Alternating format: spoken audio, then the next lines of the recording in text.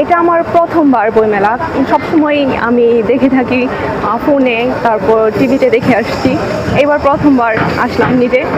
যদিও রোজার কারণে এবারে এই একটা অবস্থা হয়েছে যে এটা 26 তারিখ থেকে শুরু হয়েছে। কালকে আসতে চাইছিলাম, বাট আসতে পারলাম না কোনো কারণে। আজকে আসলাম, ভাবলাম শুক্রবার কিছুটা সুন্দর ওরকম ভাইব থাকবে মেলার, কিন্তু তুলনামূলক রোজার কারণে হয়তো রমজানের কারণে অনেকটাই কম। আসন্ন ওরকম দেখি নাই কিছু, এখনো অনেক স্টল পরিপূর্ণভাবে সাজানো হয় নাই, গুছানো হয় নাই। অনেক লেকিংস দেখতেছি, হয়তো সামনে ঠিক হয়ে যাবে, মাত্র সবে যেহেতু শুরু। আপনার কোন ধরনের বই পড়তে বেশি ভালো লাগে? আমার কাছে আত্ম উন্নয়নমূলক বইগুলা বেশি পছন্দ। যদিও মেয়েরা উপন্যাস প্রেমী, কিন্তু আমার কাছে আত্ম উন্নয়নমূলক বইগুলা বেশি পছন্দের।